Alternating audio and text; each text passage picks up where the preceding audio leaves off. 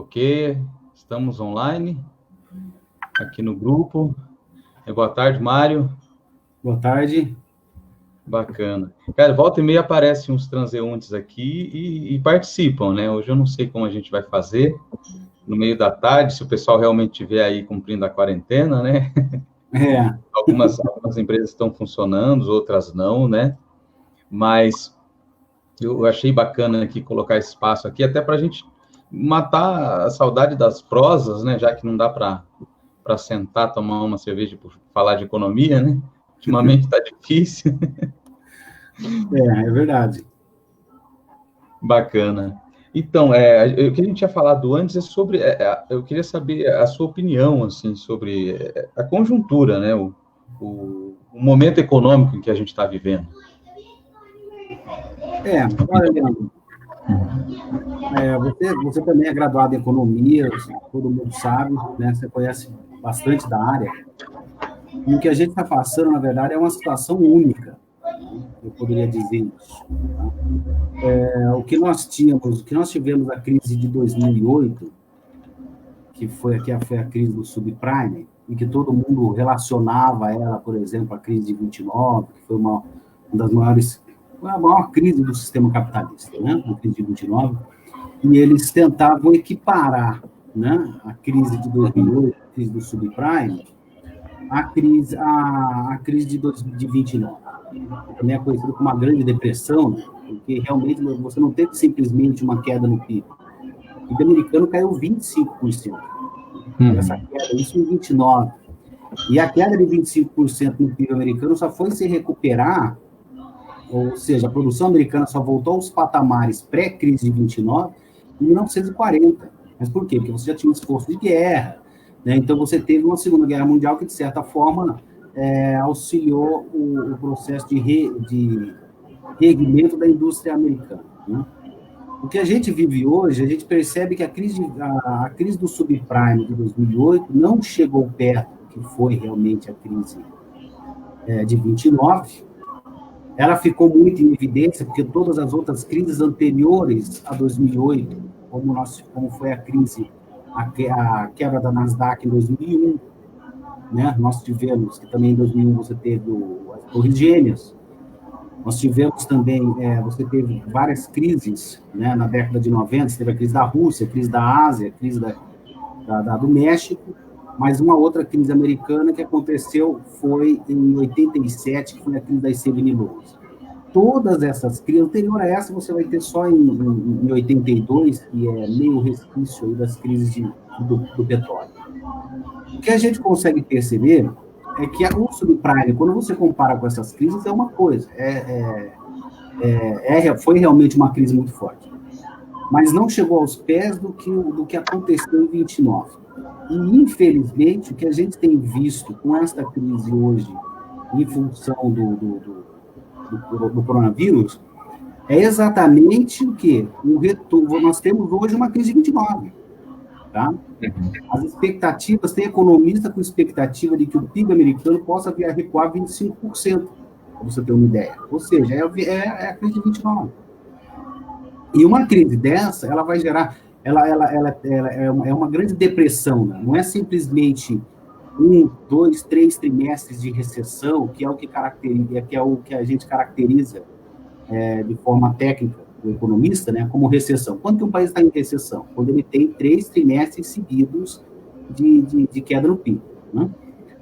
Uma depressão é outra coisa. Você tem realmente uma queda abrupta do produto interno bruto e seguido uma grande quantidade de falência de empresas, e isso acaba combinando com uma dificuldade muito grande de você retornar e se reerguer novamente. E isso aconteceu em 29, e o que está se desenhando aqui é exatamente isso. Então, essa crise realmente ela vai gerar muitos percalços, aí eu vejo, não só nos Estados Unidos, mas no mundo inteiro, no Brasil também, né? E digo mais, tá? Tem muita gente dizendo que a China está ganhando com isso, vai ganhar com isso, e assim sucessivamente, mas eu não vejo dessa forma. A China vai sofrer tanto quanto, às vezes numa intensidade menor, mas no médio prazo, ela vai sentir os efeitos. Por quê? Porque 50% do PIB chinês é produzido para exportação. Se o mundo entra em crise, se o mundo começa a fazer embargo contra a China, que é o que está tudo indicando, a China vai sofrer também as mesmas consequências, posso dizer, que o resto do mundo. E aí a gente acaba entrando forte nisso. Por quê? Porque o Brasil, a grande pauta de exportação brasileira é commodity. E commodity para quem? Para a China. Então afeta aqui. Ok. Mário, me corrija se eu não estiver certo, mas a crise de 29, ela foi uma crise de demanda, né? E ela, pelo menos teoricamente, o que os economistas falavam muito é sobre uma questão ideológica da lei de Sé, né? Que a oferta criaria, né, a sua própria demanda e você teria que deixar o barco correr solto, né? Aí depois veio o Keynes e fala que as pessoas, elas não têm a moeda só para transação, né? E muita gente, mesmo tendo a moeda, tinha para precaução ou até para especulação, e o dinheiro, nem todo o dinheiro voltava como demanda, nem toda a oferta criava, né? Mas agora a crise, ela tem a proporção, né, vamos dizer assim, tão gigantesca, parece tão gigantesca quanto 29, mas na época eu lembro que muito se saiu da crise por conta dos investimentos, né, aquela ideia do Estado intervindo mais, né, o Keynes falando que você deveria fazer buraco à noite, enterrar de dia, né, investir de forma maciça, né, e isso traz de volta, eu estava escutando um vídeo do professor Beluso, da Unicamp, ele fala os keynesianos aí, né? Aliás, ele fala que volta e meia eles aparecem, né? E que você acha que teria um outro discurso, vamos dizer assim, mais poderoso do que o discurso keynesiano nesse momento de crise e num pós-crise, vamos dizer assim?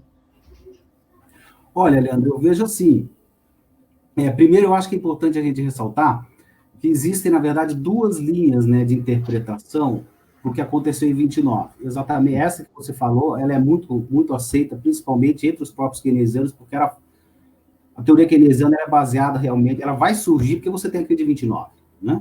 É isso que você comentou. Só que tem uma outra linha, que é a linha dos monetaristas, aí entra Friedman, em que ele, inclusive, ele vai escrever um livro, se não me engano, em 1951, tá? Que é a história do sistema monetário americano, onde ele trata sobre a evolução do sistema monetário americano, e ele discute de que a crise de 29 ela aconteceu não em função da demanda, né, como Keynes, desculpa, afirmava, mas principalmente em função de uma má gestão do Banco Central. Então, ele pegou vários dados na época, você veja que interessante, ele pegou vários dados na época de oferta de moeda para o período. E o Banco Central americano tinha sido fundado, ele foi fundado em 1917. Então, ele é, de certa forma, bem recente. A crise de 29, o Banco Central tinha 12 anos, o FED, né? Federal Reserve. E o FED vai, com isso, ele vai percebendo a bolha no mercado de ações que estava surgindo, ele queria frear a bolha, reduzir aquele processo especulativo. Mas a falta de conhecimento técnico que existia também na época, né? E um Banco Central aí relativamente, vamos dizer assim, inexperiente, né? Recém-criado, o que eles fizeram? Pelos dados de Friedman, eles geraram uma redução na oferta de moeda na ordem de 1/3. Você tem noção do que é isso? Você reduziu a oferta de moeda em 1/3. Então, você não só estourou a bolha, como você tirou uma liquidez do mercado absurda e colocou a crise 29. Tá? Então, por que Keynes fala isso? Porque o objetivo, Friedman, né? Por que Friedman afirma isso? Porque a ideia de Friedman sempre foi demonstrar o poder que as políticas monetárias têm na economia. Tá? E que era uma visão, assim, que quando surge a teoria keynesiana, o principal foco da teoria keynesiana é a política fiscal, né? E o Friedman ele vai para outra linha, onde ele tenta demonstrar que as políticas monetárias são realmente muito eficientes e, quando mal utilizadas, elas são danosas, e ele dá o exemplo de 29. Né? Mas, sobre essa questão que você falou, do Keynes, eu vejo da seguinte forma, Leandro. é difícil você ter outra receita de bolo num momento como esse.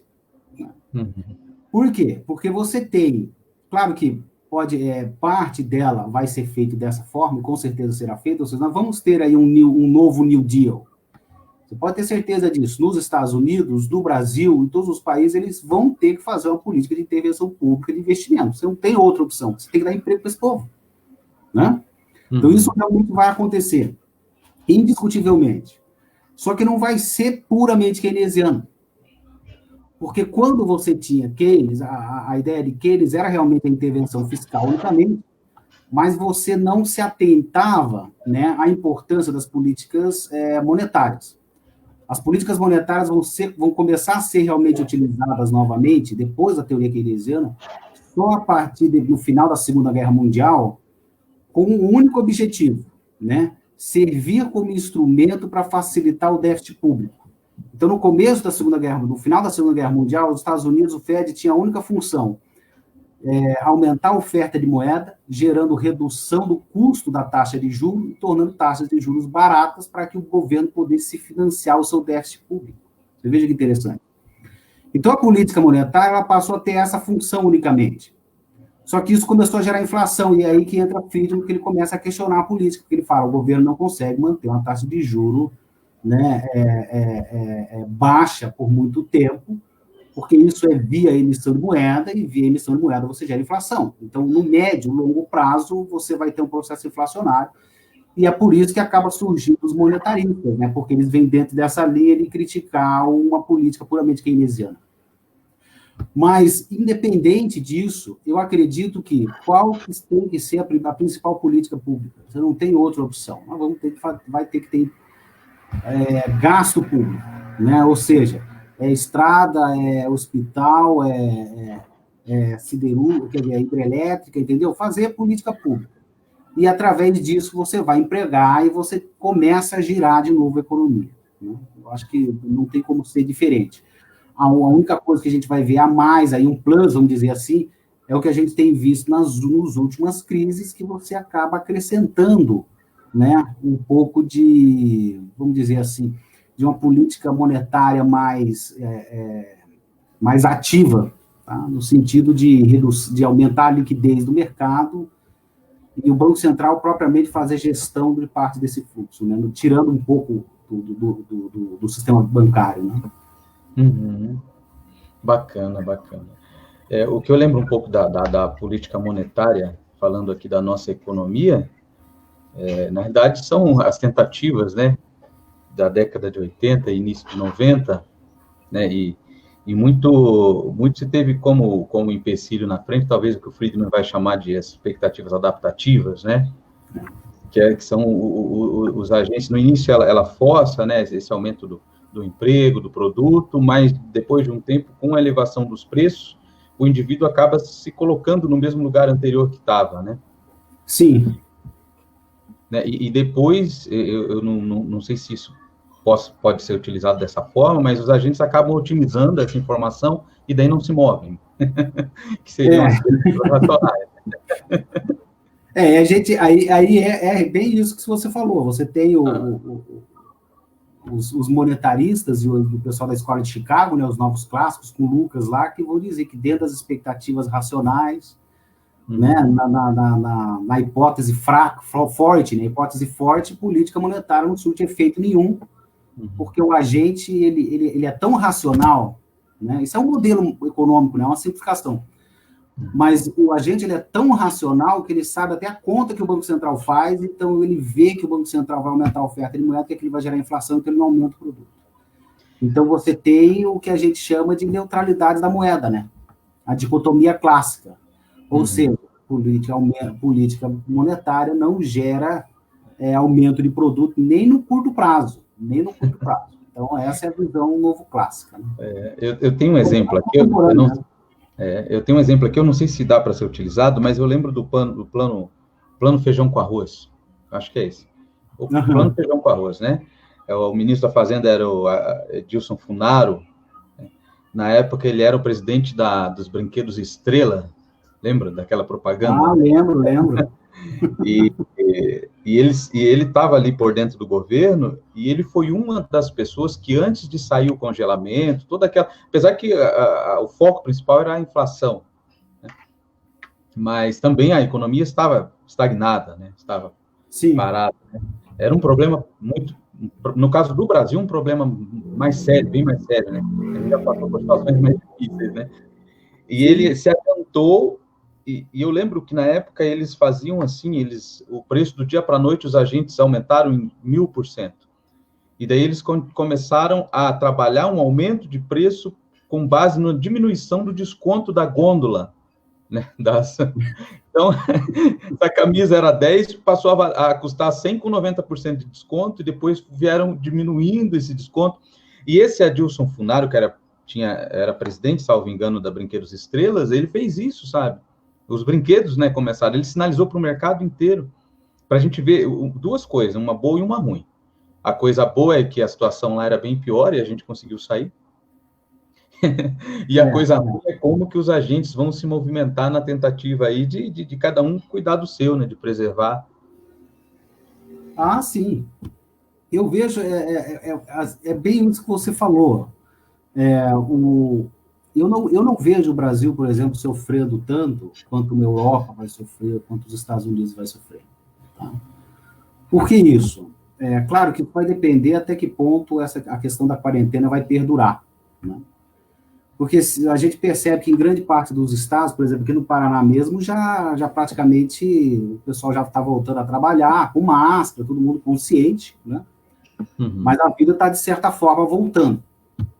O problema são outros estados, principalmente Rio de Janeiro e São Paulo, que representam e são os dois maiores PIBs do Brasil. Né?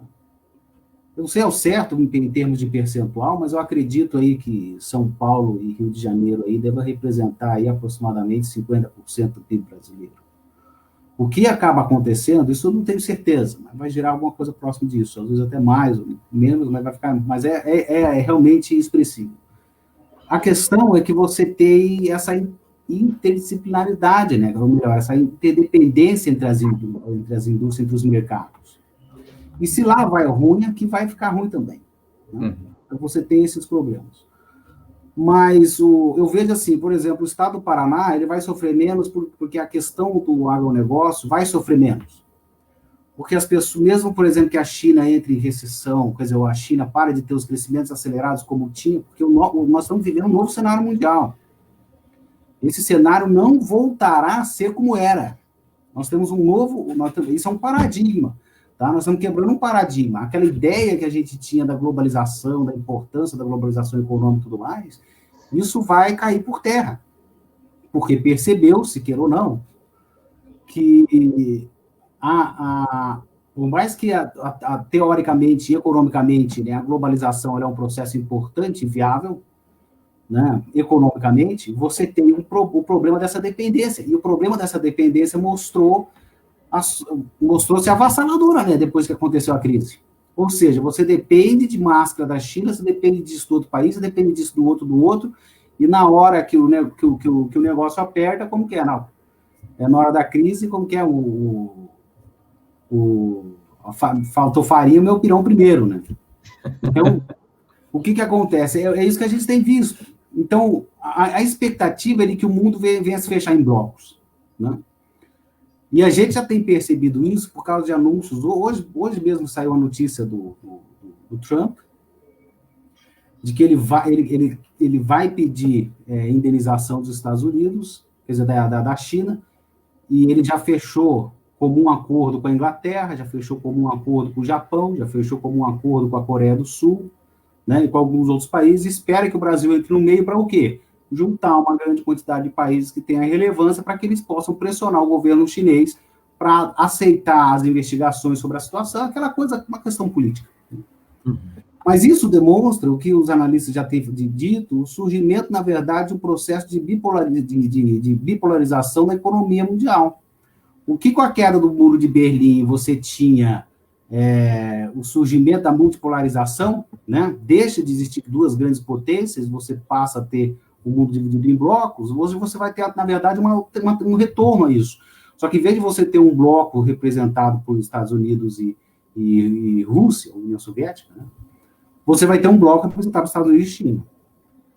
Então, isso vai, eu imagino assim, que quebra completamente a ideia do que a gente vive hoje, né? E isso vai ter reflexos. Só que no caso, voltando, no caso da agricultura, o Brasil vai sofrer menos, porque, por exemplo, o aumento do crescimento da China nesses últimos anos, né, o aumento da renda per capita chinesa, hoje o chinês ele aprendeu a comer carne, por exemplo, né? Isso faz parte da dieta dele. Então, ele vai comer carne. E quando um país entra em crise, o cara pode, tipo assim, ele vai vender a motinha dele, ele vai vender o carro dele, mas ele não vai deixar de comer, né? E uma vez que você come carne todo dia, você não vai deixar de comer carne todo dia. Então, a expectativa é de que, com relação a alimentos, você não vai ter um problema com relação a isso. Tá? E como o Brasil ele é um grande exportador de alimentos, isso é uma vantagem absoluta nossa, eu digo isso até em função da nossa região, né? Nossa região do Paraná, o Paraná e os grandes estados agrícolas vão sofrer muito menos com essa crise do que os setores e as regiões que são mais focadas na indústria, porque você vai ter uma redução drástica do consumo de bens duráveis e semiduráveis. Isso aí vai acontecer com certeza. Mas alimento, o pessoal não vai deixar de comer.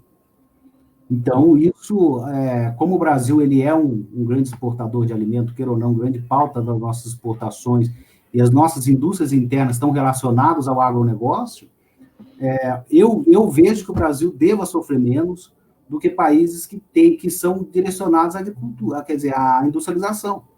A expectativa, por exemplo, de queda do PIB alemão e a preocupação com as indústrias alemãs é absurda. A Volkswagen já pediu ajuda para o governo alemão porque não vende carro. Vai vender carro como? Quem que vai comprar carro numa crise dessa? Uhum. Não existe isso. Agora, comida, o cara não vai deixar ele ir no mercado, comprar o pãozinho dele, comprar a carne dele. Tem vizinho aqui que da pandemia comendo e o cara faz churrasco toda semana. Né? Então, você vai? Não vai. Então, o agronegócio vai continuar muito forte. E os últimos anos, ele se concretizou muito, né? Claro que vale ressalvar, né? O agronegócio não é só produzir soja e vender soja. É a soja que você produz, você esmaga, faz farelo e óleo, do farelo você junta com milho e faz a ração, e você faz a carne, e você exporta a carne. Só que junto com isso você tem insumos, você tem máquinas, equipamentos, né? Você tem empresas que contratam, que estão relacionadas a esse mercado. Então, gente, é um mercado muito grande. E uma das razões que eu vejo assim que o Brasil deva sofrer menos é porque nossa economia básica é muito forte no agronegócio. Então, isso aí vai segurar um pouco o rojão, assim, vamos dizer. Bacana. Você acha também, assim, a partir desse pensamento de que é interessante ou possa vir a acontecer do governo deixar que o câmbio desvalorize?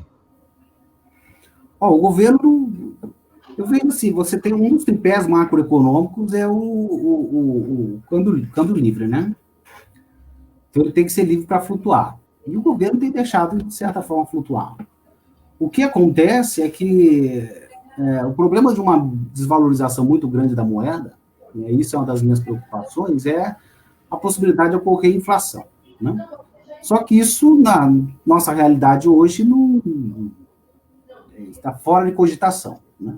A expectativa hoje, por exemplo, saiu a pesquisa Focus, e a pesquisa Focus do Banco Central está prevendo aí a inflação para janeiro próximo, quer dizer, para final do ano, né?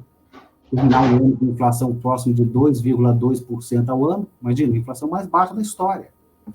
E uma inflação para o ano que vem, é um ano pós-crise, de 3,5%.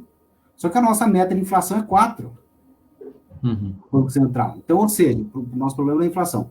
Qual que é o problema, então, do aumento, dessa desvalorização da moeda muito forte? É que você, na verdade, o consumidor perde qualidade no produto. Por exemplo, você quer comprar um vinho chileno lá. Hoje você não tem mais condição de comprar um vinho chileno, porque o vinho chileno mais dobrou de preço, né? Então você vai ter que se contentar com sangue de boi. Então, né? Então o que acontece? Você não é o problema é quem sofre com a desvalorização cambial. Isso as pessoas têm que pensar também, né? O objetivo, na verdade, da gestão macroeconômica é gerar qualidade de vida para a população. E qualidade de vida da população é ter condição de ter consumo, e ter consumo de qualidade. Se eu quiser comprar um vinho chileno, eu posso comprar um vinho chileno, um vinho francês, um whisky escocês e tal. Só que hoje, com um câmbio desse, o que você vai comprar? Você não compra mais nada. Né? E isso aí eu dei o exemplo do cadeirino, mas você tem várias outras coisas. Né? Você vê no caso do agronegócio. Quando você tem essa puxada no câmbio, o que acaba acontecendo? Você tem, num primeiro momento, o agronegócio tem um ganho absurdo, porque o que ele já plantou, ele já pagou com o custo do dólar, vamos supor lá, R$3,5, R$4. Tá? O dólar está quase batendo 6. Então, na hora que ele vai vender com o dólar quase o dobro. Então, ele vai vender a saca de soja aí a R$120. Quem ia imaginar uma saca de soja a R$120? Então, nesse primeiro momento, ele ganhou muito. Só que quando ele for plantar o milho dele, ou for plantar soja de novo, todos os insumos dele que são importados vão vir o olho da cara também. Então, todos os insumos vão refletir essa alta do dólar. Então, o ganho que ele ter vai cair, porque o custo dele vai aumentar na mesma proporção que aumentou. Então, tem essa falácia também, né? Você vai vender, por exemplo, saca de soja a R$120. Eu não sei se eu estou chutando, mas deve chegar a esse patamar, com essa alta do câmbio, do jeito que está acontecendo. Só que isso vai ter um reflexo nesse momento vantajoso. Mas dali para frente, você vai ver o quanto que vai o custo. Se o custo antes era, vamos supor, era R$50 por saca, 50 por saca era custo, os custos vai para 70, 80, 90. Então, né, isso acaba se diluindo. Então, o problema do câmbio, eu vejo, na verdade, é isso. Você aumenta o custo para o consumidor. Isso, no final das contas, não é bom. Né? Rapaz, tem que estar, na realidade, aí vai quem trabalha com isso, né? Tem que estar muito bem organizado e amparado com informações, né? Ah, sim. Se o sujeito, se a gente pensar no pequeno produtor aí, e ele se empolgar, né, com essa venda na alta, né, uma alta assim, explosiva do soja, e resolver fazer o que muitos fizeram, né, na década de 70, aí, quando teve que ouvir e vender comprar a caminhoneta, né, comprar casa, refazer as coisas, depois você acaba comprando os insumos, né?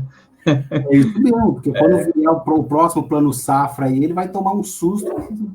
Que, meu Deus do céu, para nós, mas o custo agora é o preço da safra um ano atrás? Rapaz, né? E a gente sofre também, continuando aí falando, bacana essa questão mais regional, que a gente parece que está falando mais de perto, dos problemas da gente, mas com um problema histórico, né, que é essa relação de troca que a gente sofre, né, e os termos de troca, né, essa coisa da gente produzir o soja, dos commodities, né, então tem um mercado muito forte, o mercado dos commodities é um mercado que concentra na mão de muito poucos, né, quem realmente exporta e faz a diferença são muito poucos, e muita coisa, né, já evoluiu bastante, né, em relação às outras décadas, assim. Mas a gente continua comprando muita coisa que a gente mesmo produz a matéria-prima, né? Quando volta mais caro, né? A gente paga 2 vezes ou mais. Né? Isso é verdade. O que o pessoal daquela escola, do Celso Furtado, aquela escola lá que pegou desde 50 e veio falando sobre o crescimento e o desenvolvimento endógeno, né? Um discurso totalmente ao contrário do discurso globalizado aí que todos veem, né? Eles colocavam muito isso, né? Essa deficiência nossa e, de certa forma, um chamado mundial para que a gente fosse sempre piso de fábrica e sempre provedor de matéria-prima básica, né? De commodities. Você acha que muda alguma coisa? Eu vejo o seguinte, isso aí realmente foi um discurso muito forte, a CEPAL tem essa visão, né? O discurso da CEPAL tem o princípio do desenvolvimentismo, né? E a ideia de globalização, por si só, afirmava essa ideia de que você tinha que se especializar no que você fazia de melhor, né? Aquela teoria das vantagens absolutas e comparativas da economia, aonde se eu tenho vantagens absolutas em soja, eu tenho que produzir soja, porque a minha produtividade com soja será melhor do que produzir computador. Então, eu vou produzir soja a rodo, porque o que eu gero de riqueza produzindo soja no país é maior, e o que eu tiver de excesso eu pego e compro o computador, que eu captei as cambiais e vou lá e compro o computador, né? Importo ele, eu preciso produzir internamente.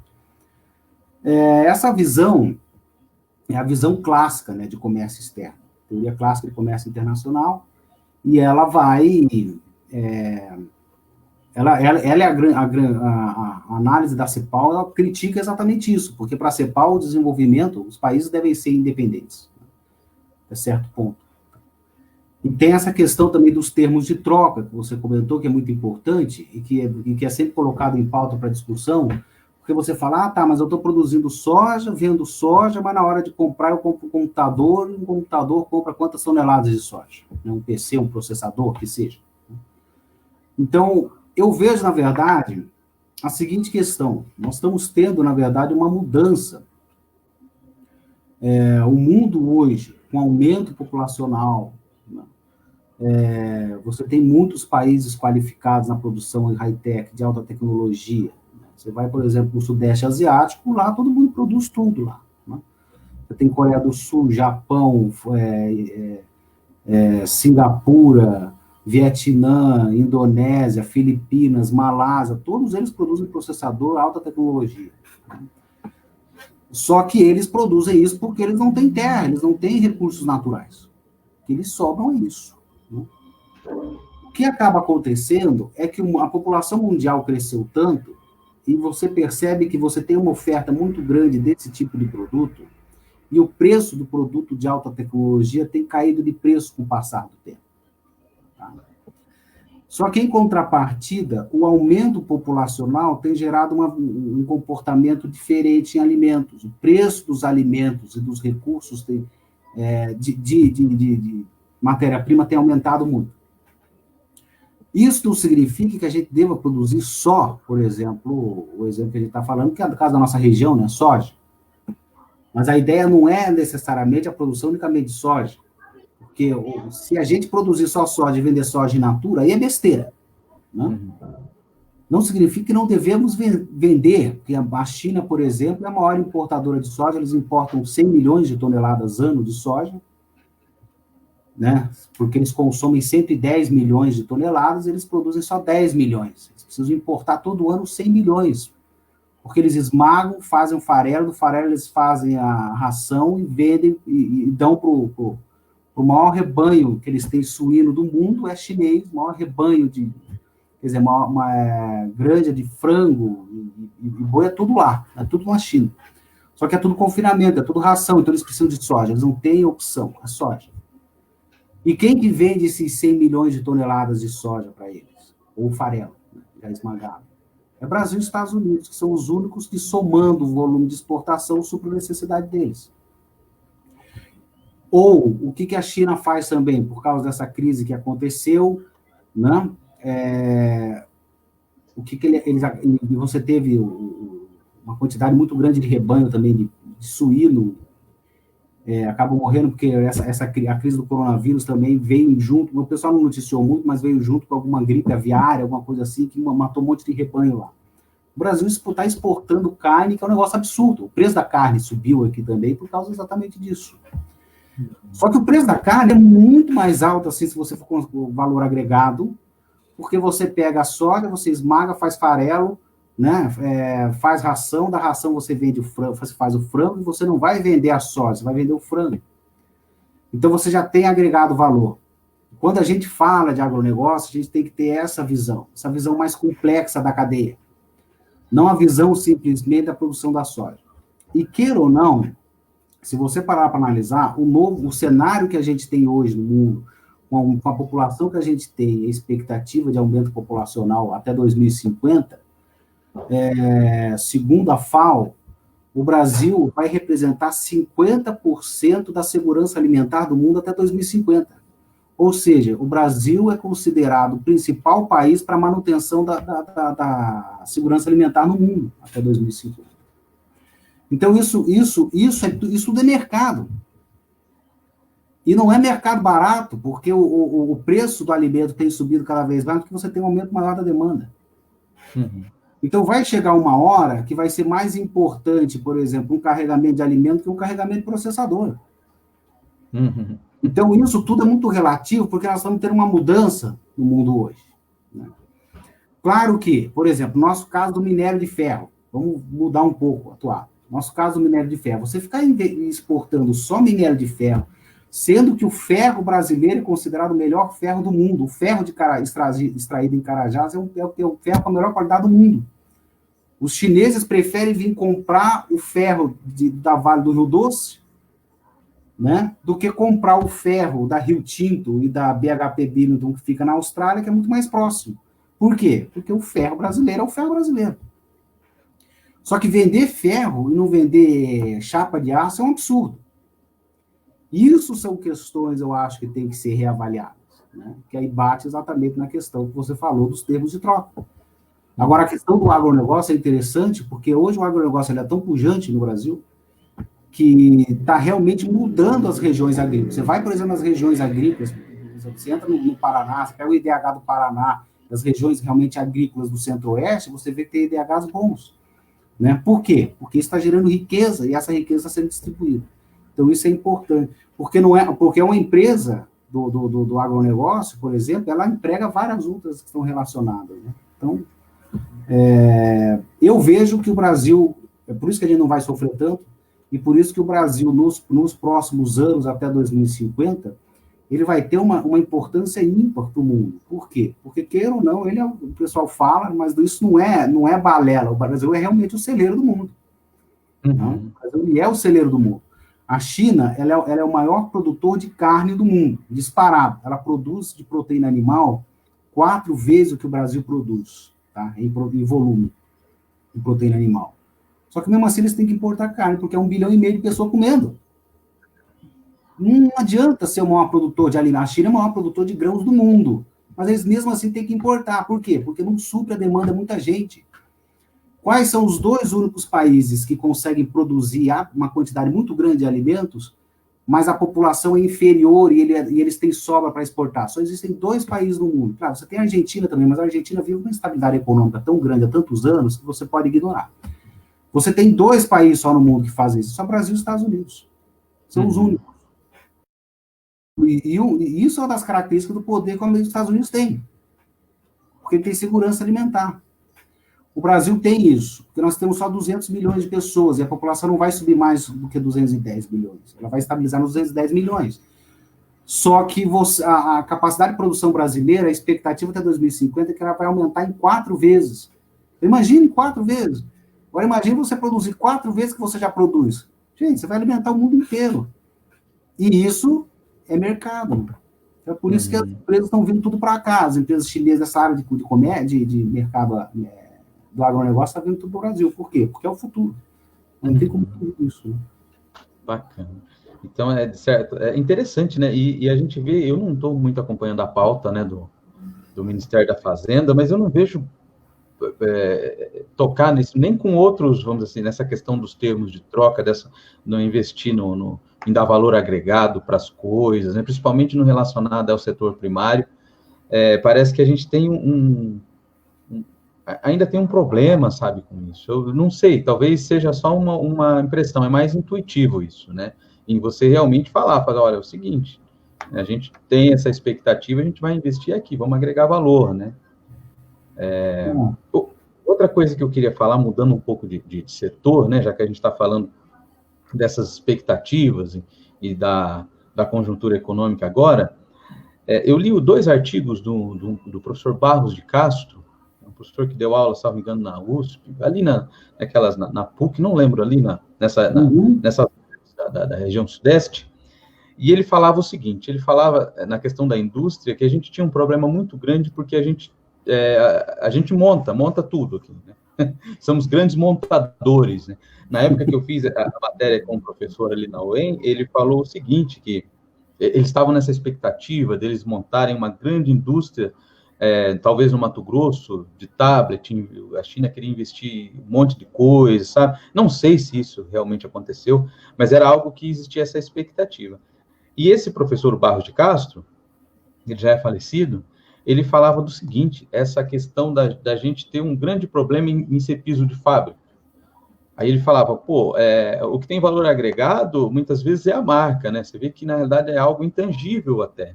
Ele citava, dá um grande exemplo, a Nike, por exemplo, a Coca-Cola, são marcas, né? Ou design, por exemplo, a gente compra, isso é fácil, você sai aqui em Campo Mourão mesmo e você vê, né? Todos os designs de automóveis é francês, é alemão, é italiano, né? Agora vem esse também, desses carros aí mais do Oriente, mas não se fala, vamos dizer assim, politicamente, né? Você não encontra um ministro que venha falar, olha, é o seguinte, a gente vai... de certa forma, não dá para ser politicamente correto. A nível internacional, talvez seja perigoso esse discurso. Mas se a gente não investe no que realmente dá valor à coisa, a não ser que haja essa quebra de paradigma, que você está tendo, mas continua sendo a marca, o design, né? Quer dizer, mesmo a gente tendo a matéria-prima, o commodity, a gente criando, né? Investindo dando valor agregado. Mas se a gente não investe no design, na marca e nessas coisas que... Pô, tem país, por exemplo, que vive disso, né? A Nike é um grande exemplo de uma empresa assim que o grande dela é a marca, né? Os carros, o design, e não se fala, pelo menos eu não escuto falar. E aí, na minha opinião, eu gosto de um antropólogo chamado Darcy Ribeiro, que ele atacava a lei de patentes, né? Que a gente aderiu a toda essa lei internacional, que é regida pelos Estados Unidos, e que a gente vive pagando royalties, não sabe para quê, né, não sabe de onde vem, mas tem esse, que eu considero um imposto internacional, e é amarrado, né, para criar qualquer inovação, a gente tem que passar por um processo burocrático, sem dizer que volta e meia, esse povo de fora vem aqui tentando patentear o que é nosso. Por exemplo, os alemães tentaram patentear a rapadura, né? Os japoneses vieram tentar patentear o pirata. Os caras, essa cultura da gente, né? Ué.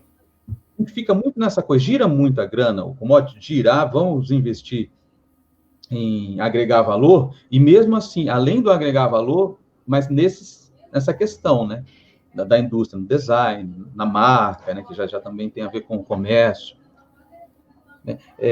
O Keynes tem uma frase, trazendo ele de novo aqui, que ele fala que no longo prazo todos estaremos mortos. Uhum. Isso não gera um pouco de receio para a gente, principalmente para a gente que está aqui agora, no aqui e agora? Porque a nossa geração está sofrendo, né? Nós que entramos nessa, né?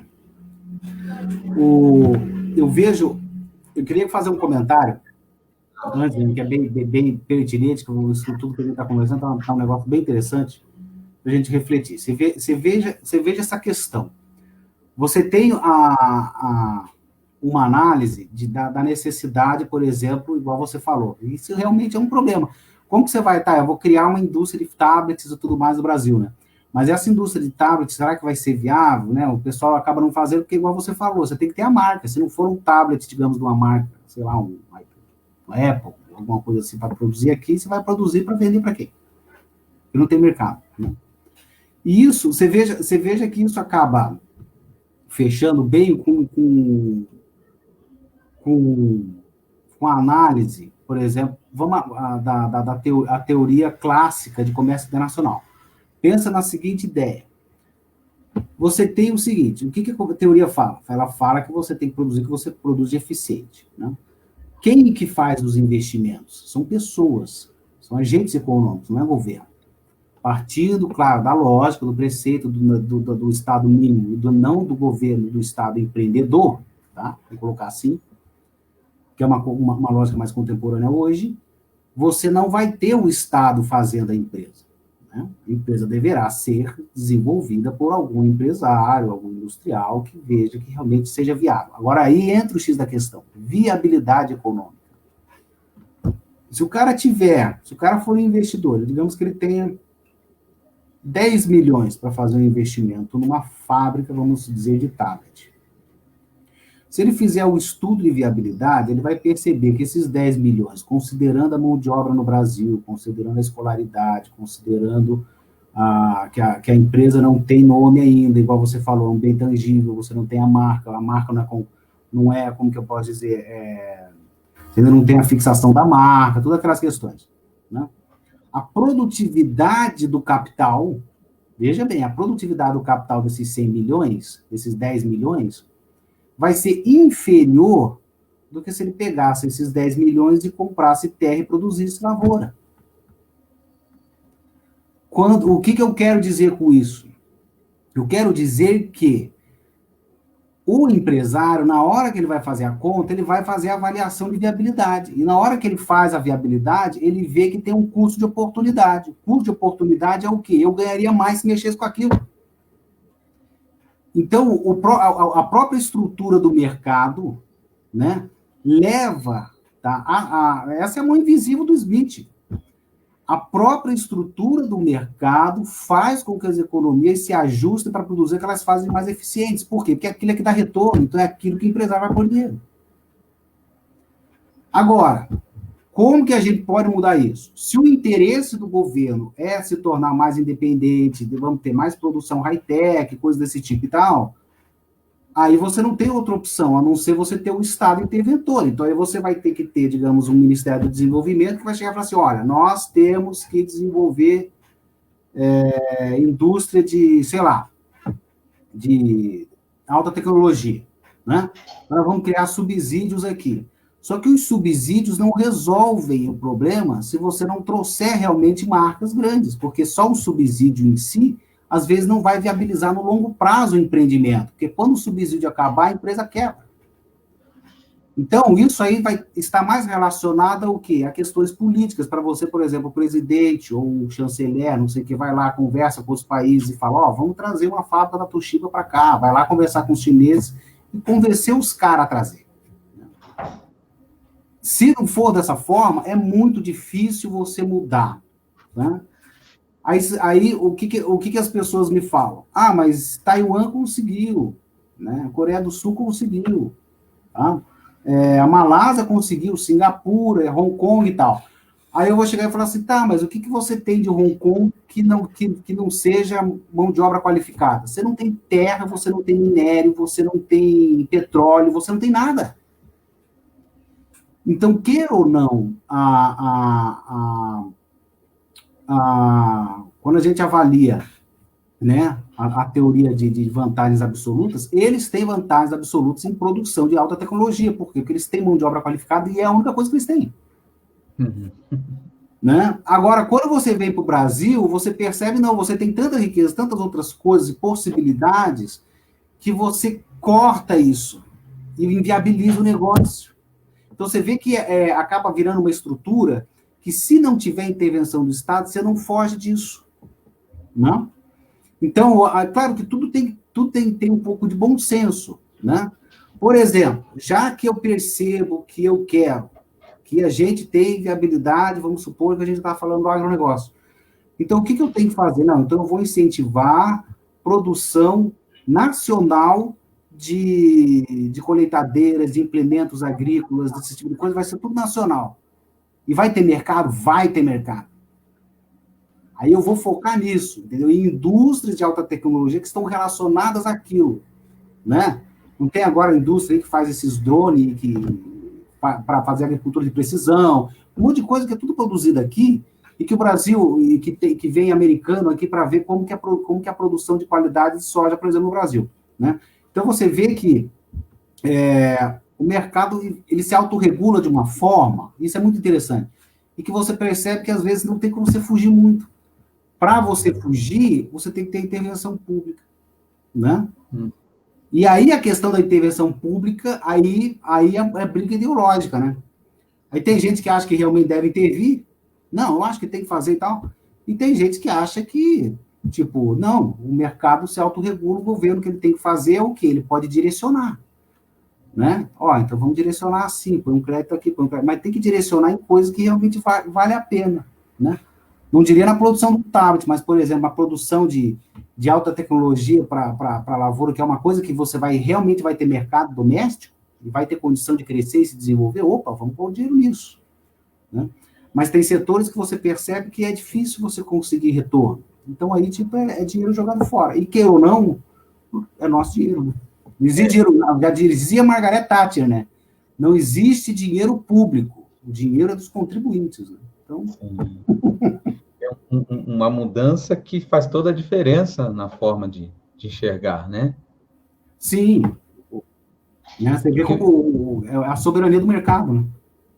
Eu quero perguntar um negócio que você falou lá no começo, e eu fiquei na cabeça, daí a gente acabou indo por outros caminhos, né? Conversando. Mas tá dentro aí do nosso tema. Você comentou que o Trump, ele está reunindo aí politicamente alguns países, no sentido aí, no afã de pressionar a China, né? Por conta, sim, provavelmente, aí, de dar o start aí em todo esse problema, né? Que não foi só um problema de saúde, mas também um problema econômico, e que isso poderia acarretar aí na criação aí também de blocos, né? Essa divisão em blocos, até porque quebrou-se aquela ideia da globalização e da impessoalidade, da neutralidade, né? Que cada um defende o seu, por exemplo, igual o Trump lá, ele começou a defender o dele, né? Começa a criar, tem esses subterfúgios na legislação, na Constituição deles, né? Eles acionam uma coisa e a partir daquilo ali ele pode até reverter alguns contratos e o que ele não faz na garganta, eles fazem na pressão, né? Na pressão. É isso mesmo. Mas só tentando fazer um paralelo, eu sei que, né, os historiadores não gostam disso, né? Eles chamam de anacronismo e acham que, de repente, você está viajando, né? Mas uma pressão parecida aconteceu depois da Primeira Guerra Mundial, né? Depois aí da grande crise de 29 com a Alemanha, né? Uhum. A Alemanha ela foi pressionada a pagar os prejuízos da guerra, né? E culminou numa outra crise pior, no caso assim, né, de conflito, do que a primeira, né? Então, a gente vê que essa pressão não é algo assim tão simples, né? E que talvez possa acarretar em uma crise dentro. Você sai de uma crise e vem para outra, né? O que eu noto dos chineses é que eles, em geral, eles conseguiram quebrar isso que a gente estava falando, né? Por exemplo, esse Xiaomi, né? Esse celular. Eu tenho amigos, por exemplo, se você mandar para lá e criar e colocar o nome nesse celular Mário, eles fazem sem problema nenhum, né? Eles mandam para você, coloca o teu nome, coloca o teu design, entendeu? Então, eles não têm essas amarras que a gente tem, né? De para você criar qualquer coisa, tem toda uma burocracia, uma amarra, né? Que é o que o Darcy Ribeiro falava, olha, essa questão aí do papel, das patentes, é perigoso, sabe? A gente acaba ficando amarrado, assim, e a gente está no lado mais fraco da corda.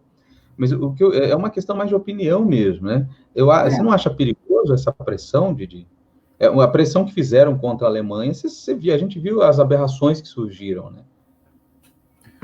Olha, eu penso nos dois sentidos. Se você pensar, por exemplo, do ponto de vista americano, o que eles têm questionado é justo em que sentido? Né? Vamos olhar os dois lados. Eu vejo assim, é justo no sentido de que, se for comprovado, por exemplo, a negligência da OMS, se for comprovada a negligência deles com relação ao vírus inicialmente e tudo mais, que é o que eles vêm alegando, né? Eles fizeram uma coisa errada que realmente levou o mundo inteiro a tudo isso. E não é simplesmente uma crise econômica. Quantas pessoas estão morrendo? Uhum. Né? Então, queira ou não, algo foi feito. E da mesma forma que um filho teu, se faz alguma coisa errada, você tem que corrigir para coibir que faça de novo, você não pode deixar passar. Mas, ao mesmo tempo, você tem o problema exatamente disso. Será que é verdade? Né? Eles foram negligentes? Eles realmente foram ou não foram? Se não foram negligentes, isso aí está virando política. Né? Então, e não seria justo cobrar. Tá? Vamos colocar dessa forma. Então, eu vejo assim, o problema de tudo, na verdade, é que você chegou numa situação onde é complicado você não fazer nada, é complicado você fazer alguma coisa. Sabe, parece que se não ficar, o espelho ficar, o bicho come, né? Então, por quê? Porque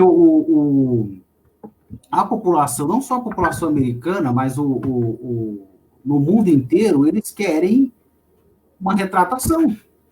Se realmente foram negligentes e fizeram errado, tem que cobrar, tem que exigir. que eles vão fazer? Não precisa ser em dinheiro, vai ser em algum, né? Não sei, eu não sei o que eles vão fazer. Mas eu duvido, claro, que mesmo isso vai acontecer, tá? Isso é pronunciamento do Trump, ainda mais em ano eleitoral, você acha que ele vai deixar passar? Sendo que os eleitores dele, os eleitores dele são conservadores, e o conservador ele vai cobrar, quer cobrar. Fez errado, vai pagar, né? Então, o que vai acontecer é que isso vai realmente acontecer. Qual que é o problema disso que eu vejo? O problema disso são, para o Brasil, eu estava pensando, quando eu vi essa notícia hoje, eu falei, meu Deus do céu, isso aí vai ser terrível. Como que o presidente, né, ou o Estado brasileiro, vamos colocar assim, vamos nomear, né? Como que o Estado brasileiro vai lidar com isso?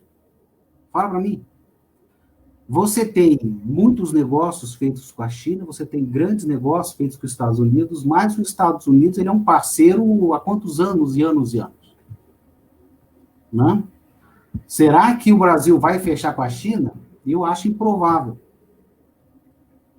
Só que se você fecha com os Estados Unidos, se você surge realmente esse mundo bipolar, de novo, você não tem como ficar em cima do muro. Lembra o que aconteceu com Getúlio Vargas? Getúlio Vargas tentou ficar em cima do muro e, no final das contas, ele entrou na guerra. Ele era a favor dos alemães e fechou com os americanos, porque ele falou, ó, na hora de fechar não tem outra opção. Não tem como eu fechar com os alemães, os americanos estão aqui do lado. Uhum. Então, você tem questões geográficas, tem questão geopolítica, não tem como a gente fechar com a China. Uhum. Só que, ao mesmo tempo, você tem grandes negócios com a China. Você está entendendo? Então, como que você vai fazer isso? Você vai pegar e vai, tipo, é complicado, porque a gente estava vivendo sobre a égide do globalismo. Então, tudo que estava relacionado a comerciar era bom. E agora, se isso realmente se concretizar, vai ser um parto. Vai ser um sofrimento, porque como que você vai tirar essas amarras todas, né? E se eles já estão aqui, tanto americanos quanto os chineses, vão se engalfinhar, porque eles não vão querer largar o osso. E o Brasil é um osso bom de roer, entendeu? É um osso bom, eles não querem largar esse osso. Tanto para os americanos quanto para os chineses. E se eu não me engano, o Trump disse que o Brasil fecharia com ele também, no pronunciamento dele. Uhum.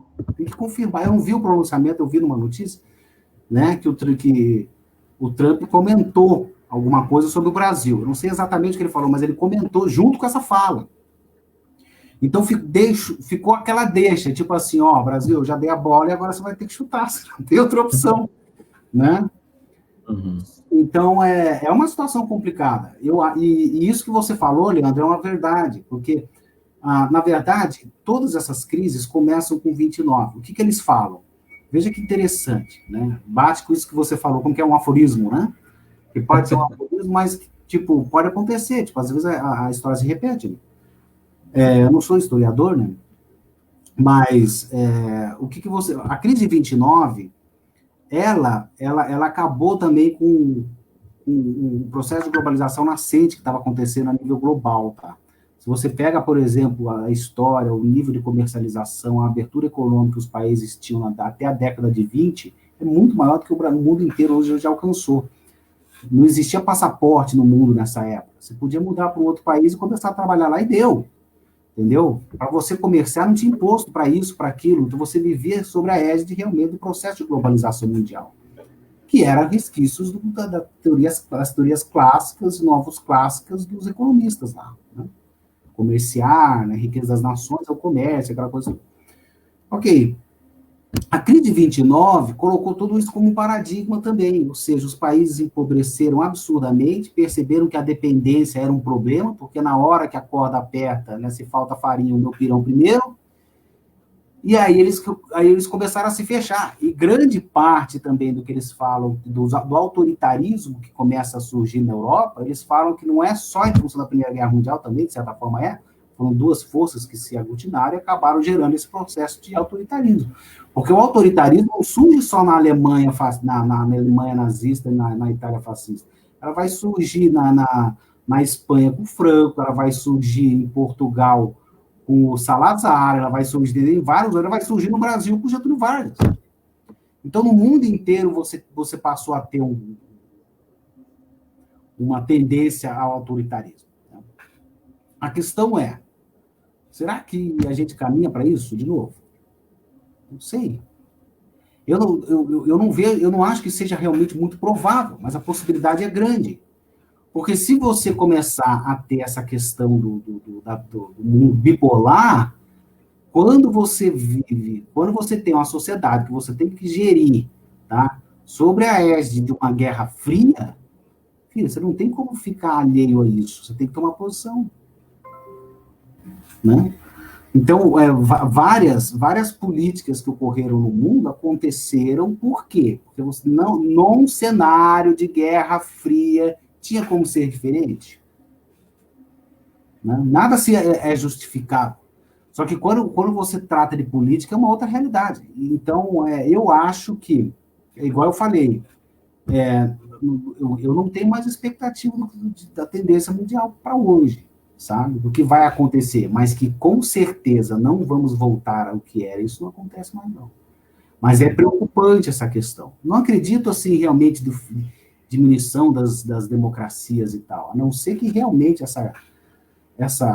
esse cenário de Guerra Fria realmente se concretize a vias de fato, né? Declaradas, vamos dizer assim. Né? Tipo, os Estados Unidos corta relações com a China, e agora é assim, vocês ali, eu aqui, tipo igual foi com a União Soviética.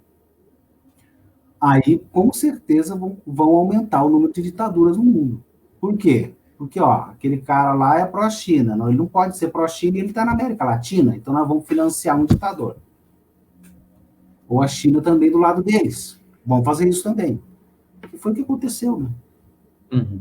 Então, dias incertos virão, né? Isso eu tenho certeza. Agora, é complicado dizer, né? Mas isso é preocupante. Ô, Mário, a gente está em 1 hora aqui de live. Eu sempre faço um joguinho assim, e depois eu posto no YouTube, e daí eu coloco assim umas frases que a gente comenta, algumas coisas assim, mais para falar de você, né? Depois eu estou a fim de cortar, sabe? Que eu falei com o professor Bruno, eu falei com o Caparelli, né? Uhum. Para ficar lá no canal do YouTube, sabe? Eu acho muito bacana essas conversas, assim, né? Ah, legal. Eu acho legal que muitas vezes a gente conversava tudo isso ali sentado, né? E você sai né, com aquela tempestade, né, de ideias, né? E muitas vezes daí pode surgir algo que a gente precisa, né? Ou mesmo no sentido de gostar, né, de falar sobre sistemas, né? Ah, com certeza, a gente adora, né? Eu vou colocar aqui, e tem algumas frases que eu chamo essa parte aqui, fica parecendo um programinha, mas é uma dinâmica que eu acho legal, de aforismos. Vamos ver se ele entrou. Pá. Aí, só que eu vou mudar aqui a página. Aí, aforismos e desaforismos. Faz esse programinha aqui, eu vou aprendendo a mexer com ele, para ficar mais rápido. E daí eu trouxe algumas frases, depois eu comento com você quem que é o autor, né? Mas eu quero... na realidade, você não precisa... Pode falar o que você quiser, sabe? O professor Bruno falou, posso rimar? Pode rimar.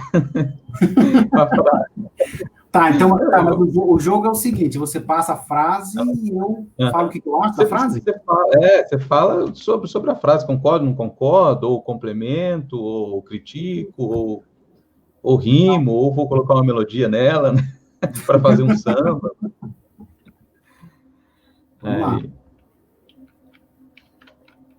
Aí, ó, se durar muito tempo, a popularidade acaba tornando a pessoa impopular.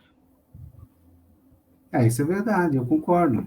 Né? Eu concordo no sentido de que se a pessoa fica muito tempo também, você acaba vendo os erros da pessoa, né? E outra coisa, você tem que oxigenar, né? Uhum. Esse é o ciclo de vida da popularidade, né? É o ciclo de vida da popularidade, é complicado, né?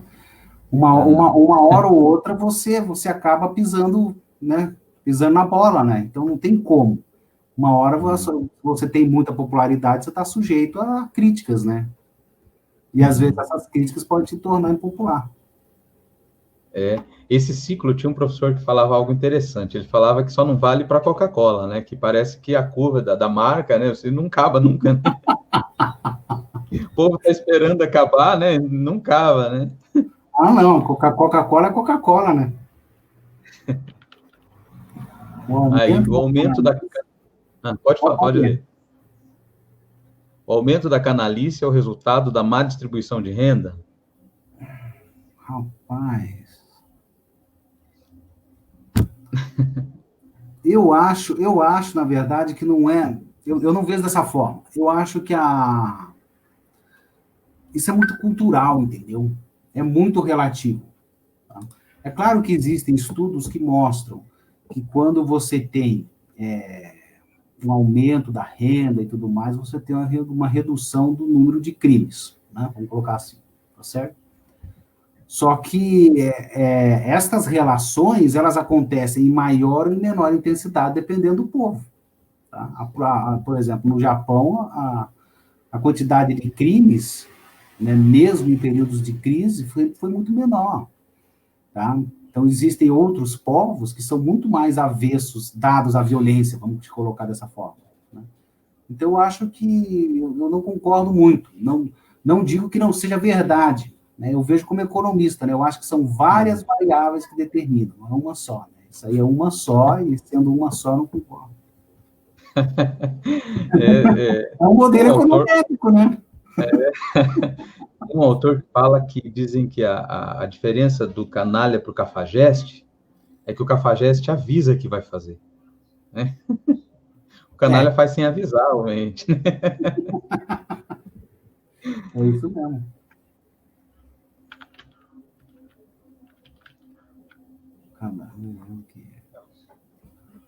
O cadáver é o produto final. Nós somos apenas a matéria-prima. Apenas a matéria-prima.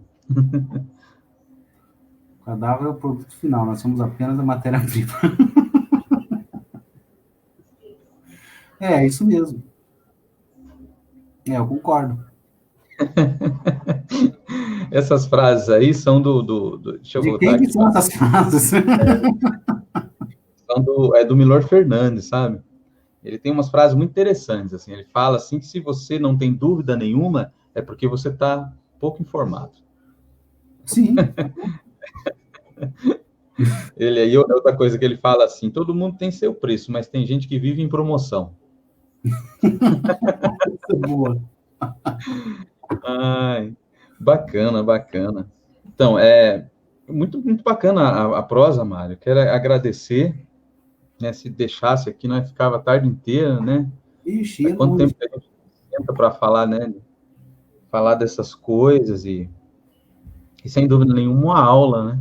Eu vou disponibilizar no YouTube, colocar um nome bacana aí, sempre aparece alguém por lá, sabe? Querendo falar sobre o assunto, né? E a gente espera que, já que depois que vai para a internet, não tem mais dono, né? Só dar o nome. Teve pessoas aqui que se manifestaram. Deixa eu colocar aqui, ó. O Delcio Santos, Marcelo Molitor, parceiro economista, a Heloísa Paula, Valdinéia dos Santos, Claudomir Carradori, Marcelo Barbosa, Simone Ramos Vanderbroek, Gisel da Silva e a professora Bruna Azevedo se manifestaram aqui, né? A gente teve um tempo que ficamos aí com várias pessoas, sabe, assistindo. Falamos de vários temas, né? O que eu acho interessante, porque o Facebook é um lugar onde as pessoas entram para ver coisas rápidas, né?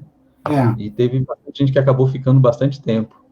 Quero agradecer e dizer que quando você tiver um tempinho aí, a gente volta, né, tem que voltar a falar mais de economia. Marcar, sim. Eu acho que a gente podia marcar uma outra para a gente falar exclusivamente sobre políticas monetárias, sabe? Em momentos de crise. Porque isso aí é um papo longo que dá para a gente falar sobre teorias mais contemporâneas, resultados, como funciona, né? Liquidez, lastro da moeda. Então, eu acho que eu gostei muito de ter participado, sabe, André? Eu queria agradecer, antes de mais nada, né? E fico à disposição para a gente ter outras conversas aí, com certeza.